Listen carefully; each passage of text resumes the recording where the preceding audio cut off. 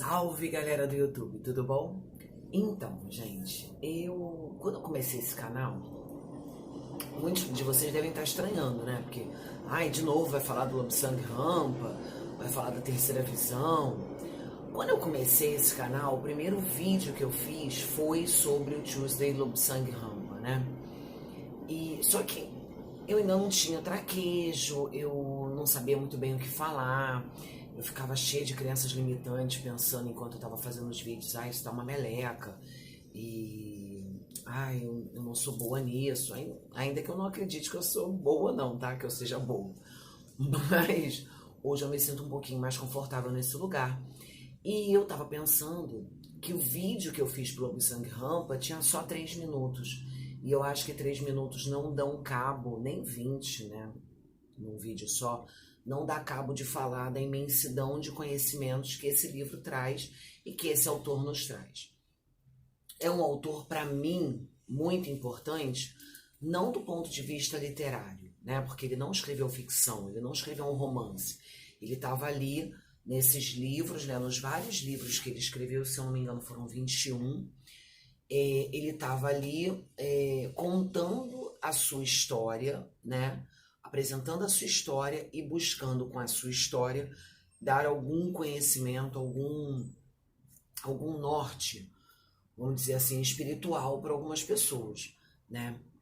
É um autor, para mim, muito importante. Eu acho que, de uma certa maneira, a leitura do Rampa me fez escrever Miro, o menino que não sabia sorrir, né? Porque os conhecimentos que ele me traz através de seus livros me encheram de questionamentos e de buscas, me colocou naquilo que os budistas chamam de senda, né? De você buscar ter a melhor versão de si mesmo todos os dias, né? Buscar se compreender e buscar, através da sua compreensão, compreender o outro. Isso eu devo ao Rampa, eu devo à minha amiga Gina, meu amor, te amo. Mas eu devo aos dois, né? A Gina que me apresentou o Rampa e o Rampa que me apresentou a muitos conhecimentos. Eu tô pensando aqui, ao invés de publicar um vídeo toda quarta-feira, publicar o vídeo do Rampa na segunda-feira e na quinta-feira publicar o livro, o vídeo do livro que eu houver escolhido, né? Que for a leitura do momento. Porque no Instagram eu tenho alguns projetos em andamento, que é o projeto Leituras Fundamentais, que eu tô lendo a Judith Butler, né? Eu já li a Chimamanda, aí agora eu tô lendo a Judith Butler, já dei uma pinceladinha nela lá, mas eu vou continuar esse processo, porque não é uma leitura fácil. Tem o projeto, a leitura de um conto por dia, eu também quero fazer vídeo aqui, então eu tô aqui falando com vocês e tô pensando ao mesmo tempo. Talvez eu faça, então, ao invés de segunda e quinta, eu vou postar um vídeo segunda, que vai ser da série do Rampa, então serão 3 segundas-feiras com essa leitura do Rampa, desses 3 primeiros livros, né? Posteriormente eu vou fazer mais uma série Rampa com mais 3 outros livros. Na quarta-feira, o livro do mês, né? O livro que eu tô lendo, enfim, que não é necessariamente do mês, né? Da semana, o livro da semana. E na sexta-feira eu vou apresentar um vídeo fazendo a leitura de um conto, né? Vou escolher um conto dentre os contos da semana, vou escolher vou fazer a leitura e vou dizer quais foram as reflexões que ele me suscitou. Então, nesse primeiro momento, que a gente está na quarentena, serão 3 vídeos semanais. Depois, quando a gente sair da quarentena, vamos ver como é que fica, certo? Então, vamos ao que interessa. Antes, se gostou, ativa, né, se inscreve no canal, ativa o sininho, né, para ter as notificações, e dá o seu like, porque isso é importante, porque faz com que outras pessoas acabem vendo lá na busca do YouTube, faz com que outras pessoas vejam, tenham acesso a esse vídeo, né? Também você pode compartilhar, caso você tenha gostado do conteúdo, fique à vontade, tá? Então vamos lá, vamos falar do Rampa. Esse aqui é a capa do meu livro, né? Eu acho que existem outras capas que traz aqui o Lobsang Rampa com a terceira visão, e eu já vou explicar por que esse livro tem esse nome. Bom, esse livro, ele narra os primeiros anos de vida do Tuesday Lobsang Rampa. Por que ele se chama Tuesday Lobsang Rampa? Porque no Tibete, que foi o lugar onde ele nasceu, né, ele nasceu na cidade de Lhasa, que fica dentro desse estado democrático do Tibete, que não é mais democrático, mas fica dentro desse estado, desse país, né, vamos colocar assim, chamado Tibete. E lá, o primeiro nome, nessa época que ele nasceu, não sei como é que funciona hoje, mas na época quando ele nasceu, né, o dia do nascimento da pessoa seria o seu primeiro nome, o dia da semana do nascimento. Então ele nasceu numa terça-feira, o nome dele então é Terça-feira Lobsang Rampa, ou Tuesday Lobsang Rampa. Se aqui no Brasil isso existisse, o meu nome seria Sexta-feira Carla blá blá blá. Graças a Deus que isso não existe aqui, né? Sexta-feira, se bem que sexta-feira é um dia ótimo, mas ia ser esquisito, né? Quantas sextas-feiras ia existir, ia ficar meio estranho. Então, o primeiro nome era o dia da semana que a pessoa houvesse nascido, o segundo nome, o nome dado pela família, e o terceiro nome, né, seria o sobrenome, né, o nosso sobrenome. Então, ele conta aqui nesse livro um pouco da sua infância, da sua entrada no mosteiro e de um evento que acontece na vida da criança, quando ela chega aos seus 7 anos, onde os astrólogos, acontece uma festa, né, na casa da criança, e os astrólogos vão até a casa dessa criança para descobrir, através do caminho dos astros, qual é o propósito de vida dessa criança. Então, nesse evento, né, onde os astrólogos foram e tal, foi se verificado que o propósito de vida do Tuesday Lobsang Rampa seria ser um médico. Então ele é encaminhado ao mosteiro de Chapuri, ele é encaminhado a esse mosteiro para aprender a medicina oriental. Não é uma medicina é uma medicina em que nada se parece com a medicina ocidental, né? A nossa medicina. As avaliações feitas na época que o Lobsang Rampa estuda para ser médico são avaliações que vão além do físico. E por isso o nome de terceira visão. Por quê? Porque ele já apresentava desde a infância a percepção muito aflorada dessa energia, desse campo energético que existe nas pessoas, nos animais, nos objetos e em tudo que existe nesse mundo. E aí eu vou lembrar da Gina de novo, porque ontem, não sei se foi ontem ou anteontem, a gente estava conversando, e ela falou assim, Carla, se a gente parar para analisar, o nosso corpo é feito do mesmo material do universo, é feito do mesmo material das estrelas. Gente, isso é lindo, né? Isso é lindo, isso é poético e isso é verdadeiro. Por quê? Porque cada um de nós, com esse nosso corpo feito do mesmo material das estrelas, a gente carrega uma energia. A gente apresenta a nossa energia ao mundo. Você já experimentou entrar num lugar que tá com um ambiente pesado energeticamente, você se sente mal, assim, parece que ou uma pessoa que não tá muito bem, você abraça, isso já aconteceu comigo. Uma pessoa tava com muita dor de cabeça, tava passando muito mal, eu dei um abraço e um tempinho depois eu tava com dor de cabeça, passando mal. Muitas pessoas vão falar assim, mas você foi sugestionada. Eu não sou uma pessoa sugestionável, eu sou crítica pra caramba. Então, assim, eu não sou uma pessoa facilmente sugestionável. Ali eu realmente senti a dor de cabeça. E eu já ouvi relatos de outras pessoas de entrarem num lugar, de entrar num carro e de se sentir mal, de sentir um arrepio no corpo. Eu tenho certeza que você já sentiu isso. Então, essa nossa percepção, que a gente está percebendo nessas ocasiões, é a ambiência energética daquela pessoa ou daquele lugar. O Lobsang Rampa tinha isso muito, muito, muito aflorado. Ele conseguia ver a aura das pessoas com muita facilidade. Mas como ele precisava, no seu trabalho como médico, ter isso mais aflorado ainda, ele passa por uma operação ali, ele já devia ter uns 8, 9 anos, por uma operação que existia na época no Tibete, não sei se existe mais, onde se fazia uma incisão aqui no meio da sobrancelha, que é onde fica um dos chakras, dos muitos chakras que existem no nosso corpo, é um polo energético, e é o polo considerado por esotéricos e por estudiosos e por parapsicólogos e por psicólogos o ponto de uma amplitude dessa visão espiritual e energética, né? Tá aqui na direção da nossa pineal, que é uma glândula que existe dentro da gente e que já descrito pela ciência, já estudado pela ciência, que é uma glândula que nos conecta com o mundo espiritual, ok? Então ele passa por essa operação, por isso a capa desse livro tem aqui o terceiro olho e é a terceira visão, o título desse livro, porque é uma das partes fundamentais desse livro.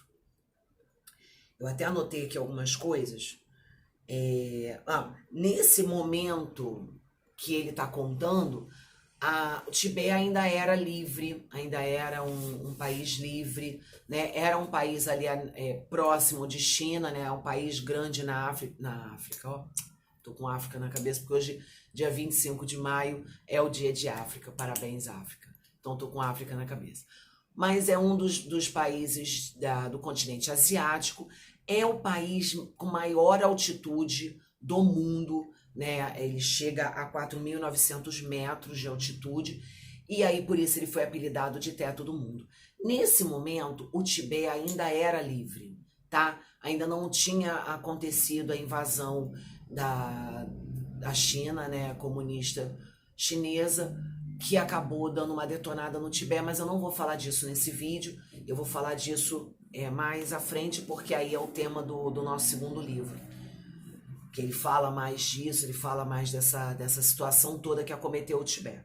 Então, nesse momento, ele ainda tá com o seu país intacto, com os seus conceitos culturais intactos, ainda tá tudo tranquilo. Quem comanda o país espiritual e politicamente é o Dalai Lama, com uma política voltada para a não violência, tá? Dalai Lama possui essa política voltada para a não violência até hoje. A infância de Rampa foi uma infância altamente disciplinadora, né? Eles tinham o hábito de determinar que os bem-nascidos recebessem uma disciplina mais severa, enquanto aqueles que fossem mais pobres tivessem um pouco mais de regalia no mundo, para que eles conseguissem equilibrar uma balança. Um dos pontos que me chama muita atenção nessa leitura do Rampa, nessa primeira leitura, é que ele é extremamente solitário, né? Ele é uma criança que não recebe muito afago de pai, de mãe, ele é muito solitário. Mas e aí você fica meio chocado, né? Falando, nossa, trata uma criança com tanta severidade, com tanta brutalidade, com tanta coisa. E aí, quando você continua lendo Rampa, quando você vai lendo os outros livros, você vai observando o propósito dele ter tido aquela vida, né? Aquela infância, um pouco sem muita regalia, com um distanciamento. Não que eu acho que fosse proposital, eu acho que talvez até fosse da personalidade dos pais dele, né? Talvez outros pais tivessem outra conduta. Mas para ele foi uma grande lição. Por quê? Porque proporcionou que ele já estivesse preparado para a solidão que viria ao longo da sua vida. Ele é um autor até hoje muito mal interpretado. As pessoas, eu acho que não conseguem adentrar nos ensinamentos dele, e aí por isso criticam, né? Porque eu acho que a gente só pode criticar uma coisa depois que a gente lê tudo e a gente estabelece ali um parâmetro, né? A gente lê, a gente busca entender o ponto de vista daquele estudioso e aí a partir daí a gente vai ter parâmetros para debater e para criticar. O que não ocorre com o ser humano, né? As pessoas leem ali dois, três parágrafos, consideram chato e aí a partir daí já criticam. Ele traz para mim alguns ensinamentos muito bacanas nesse primeiro livro. Eu até marquei aqui. Uma que aí, obviamente, né, muitos religiosos vão se incomodar, porque a base de muitas religiões é estabelecer que nós somos pecadores desde o começo dos tempos, né? Nós somos herdeiros de um pecado original. E aí eu já ouvi de muitos espíritas até que fulano passa por determinada situação porque em outra encarnação ele foi péssimo, foi horroroso. Fulano é médium porque em outra encarnação ele pintou o caneco.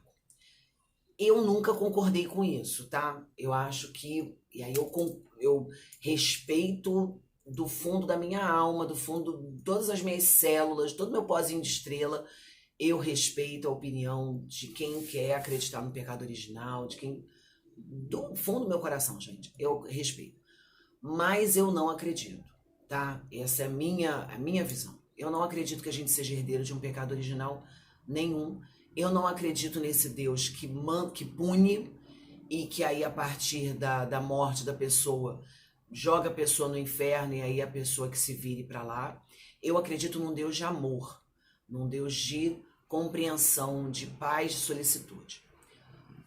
É uma das crenças de Rampa também. Claro que esse Deus ele não é indulgente com as nossas falhas, né? A gente tem o direito de errar e o dever de corrigir o nosso erro. Aí é uma outra história. Mas isso não significa que uma pessoa que sofra nessa vida é porque mereça sofrer, porque em outra encarnação fez alguma coisa com alguém. Eu não acredito nisso. Eu acredito que a gente recebe tarefas a desempenhar, a cumprir, né? Jesus Cristo tinha feito o quê com quem para sofrer o pão que o diabo amassou na mão dos fariseus? Né? Ele veio aqui com um propósito de ensinar o amor, de despertar as pessoas para a necessidade urgente de amar e de entender o mundo através de um outro olhar, né? Que não fosse o olhar do olho por olho, dente por dente, mas que fosse o olhar do amor, do respeito e da compreensão do próximo. E ele mesmo, Jesus Cristo, diz: conhecereis a verdade e a verdade vos libertará, né? Eu acho que existem muitas verdades aí ainda a serem descobertas. Mas eu acredito, na minha visão de mundo, que Rampa me traz algumas dessas verdades. E aí eu separei aqui um trecho da página 155, que ele fala um pouquinho disso, e que eu achei bem legal. Dessa que comunga com essa minha ideia de que Deus não é esse pai que a gente deve temer e que joga a gente no inferno caso a gente tenha feito alguma coisa ruim. Será possível que os cristãos, e aí ele coloca aqui em geral, tá, gente? A gente não tá apontando dedo para ninguém. Acreditam a sério que quando morrem, Satanás e os demônios começam a sua tarefa de assar e torturar? Acreditam realmente que se forem para o outro lugar, sendo um das minorias, vão ficar sentados numa nuvem em camisa de dormir a receber lições de harpa? Nós, os lamaístas, porque eles não são budistas, acreditamos que estamos na Terra para aprender e que é na Terra que sofremos o assar e torturar. O outro lugar para nós é o local para onde o nosso espírito vai quando sai do corpo, onde podemos encontrar outros espíritos também libertos dos seus corpos. Isso não é espiritualismo, é uma crença de que durante o sono ou depois da morte temos a liberdade de passear pelos planos astrais. O nosso termo para as camadas mais altas desse plano é o país da luz dourada. Temos a certeza de que quando nos encontrarmos nos planos astrais, depois da morte ou durante o sono, podemos encontrar-nos com aqueles que amamos porque estamos em harmonia com eles.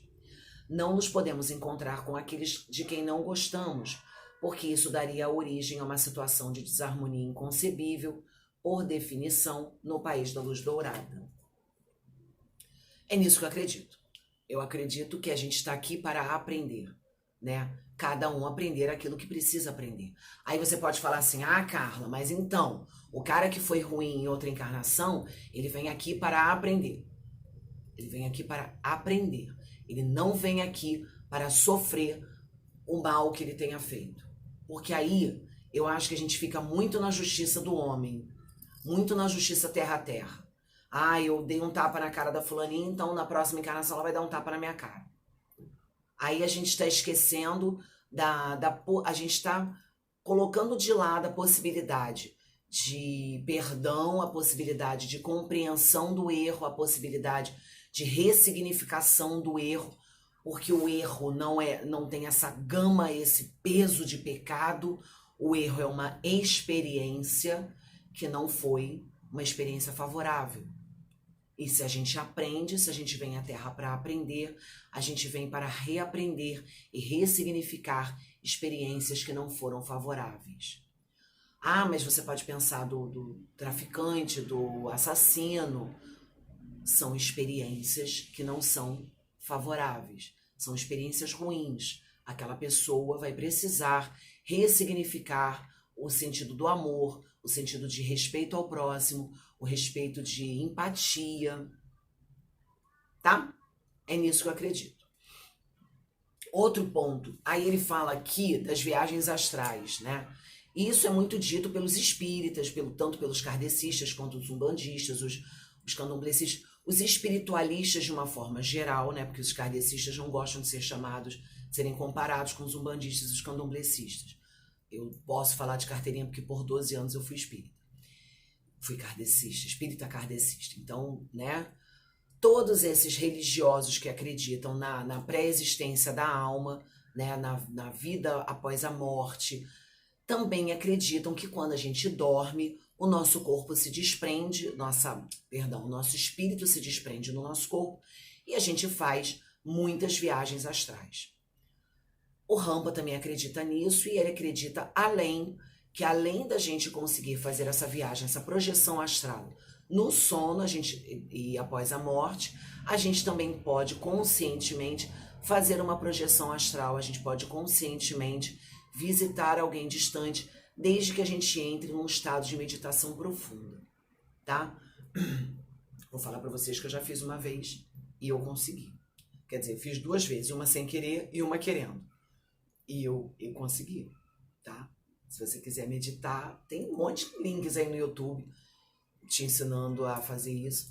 É uma tentativa, eu acho que vale. Eu acho que tudo que serve para a gente aprender a respeito da gente, da nossa capacidade, da nossa faculdade espiritual e energética, eu acho que é válido, tá, gente? Eu penso assim. Aí, aqui na página 162,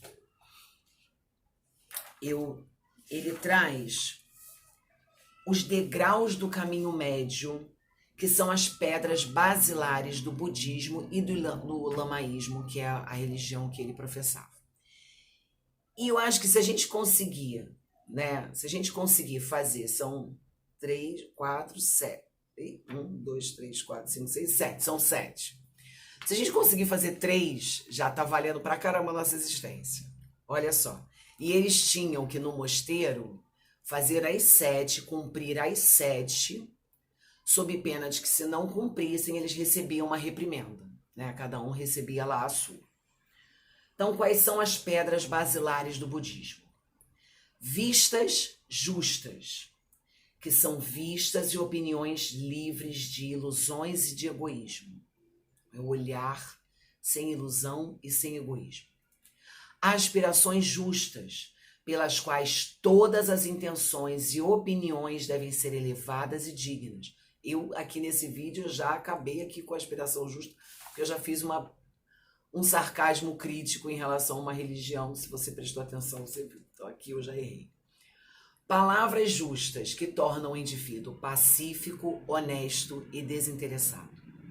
Vida justa. Para obedecer a esse princípio é preciso evitar magoar pessoas ou animais, e tem de se conferir a estes últimos, os animais, os seus direitos como seres vivos. E aí a gente vai entender por que os budistas e os lamaístas não comem carne. Os lamaístas, os budistas também não. Os lamaístas, eles comiam carne do animal que tivesse morrido atropelado, caiu de um penhasco, o animal morreu sozinho, eles poderiam comer aquela carne. Agora, eles matarem um animal para se alimentar, eles não fazem isso. Eu também não faço, tá, gente? Mesmo que o animal caia ali duro, morra, eu também não vou comer, não. Esforços justos, em que é preciso exercer autodomínio e submeter-se a treino constante desse autodomínio. Atenção justa em ter sempre pensamentos justos e esforçar-se por fazer só aquilo que sabe ser correto. E êxtase justo, o prazer que deriva da meditação nas realidades da vida e no ser superior, Deus. Bom, com esses degraus, essas pedras basilares do budismo, eu me despeço. Eu espero que você tenha gostado do vídeo. Peço perdão se eu fiz alguma crítica à religião que você professa, eu penso que quando a gente se propõe a estudar uma coisa, a crítica ela acaba sendo natural, porque a crítica ela não precisa ter o peso de verdade absoluta, né? A crítica ela é um questionamento. E quando a gente questiona, a gente entende melhor aquele ponto, a gente corrige determinada visão, a gente caminha por uma outra trilha, ou a gente se aprofunda naquele mesmo tema. Então, criticar é estudar. Criticar é pensar a respeito, né? A filosofia ela é toda baseada em crítica, em questionamentos, em se questionar, em se criticar o pensamento de A, B ou C ou D. Tá? Então não é uma crítica negativa, é uma crítica para o entendimento das muitas coisas que a gente fala aqui. E é isso. Beijo de lua com sol danado que tá fazendo aqui no Rio de Janeiro.